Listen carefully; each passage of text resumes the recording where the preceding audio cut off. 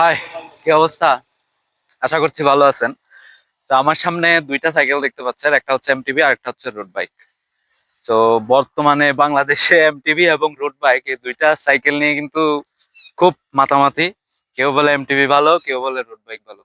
এখানে আজকে ছোট করে একটা কথা বলবো, সেটা হচ্ছে যে বাইকই হোক না কেন, সেটা এমটিবি হোক বা রোড বাইক হোক, মোট কথা হচ্ছে সাইকেল চালান। সেটা কোন ক্যাটাগরির বাইক সেটা আসলে দেখার দরকার নাই। আর কে কি বলতেছে সেটাও দেখার দরকার নাই। আপনার যদি এমটিবি ভালো লাগে তাহলে আপনি এমটিবি চালান, যদি আপনার রোড বাইক ভালো লাগে তাহলে আপনি রোড বাইক চালান।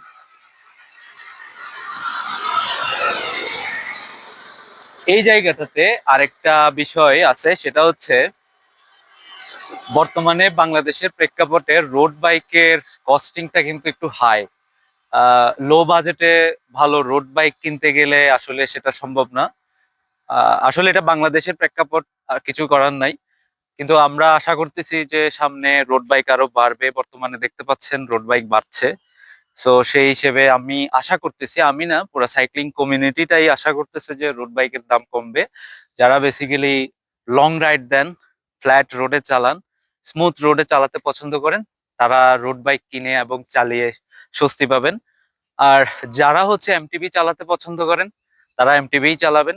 এমটিবির আরেকটা বৈশিষ্ট্য হচ্ছে, আপনারা যদি ভাঙ্গা রাস্তায় চালাতে চান এবং গ্রামের এই যে বিভিন্ন জায়গায় ভেতরে ঢুকতে চান, ভেতরে সাইক্লিং করতে চান, এমটিবির আসলে বিকল্প নাই। এমটিবি একদিক থেকে সেরা বলবো, রোড বাইক একদিক থেকে সেরা বলবো। এমটিবি একদিকে ডমিনেন্ট, আরেকদিকে রোড বাইক আরেকদিকে ডমিনেন্ট। সো এটাই হচ্ছে মূল কথা। আসলে কোনো ঝগড়া ফাসাদ করার দরকার নেই, যার যেটা ভালো লাগে এবং আপনার ফাইন্যান্সিয়াল কন্ডিশন অনুযায়ী, এবং আপনি যদি ফাইন্যান্সিয়ালি ক্যাপাবল হন, রোড বাইক কিনেন।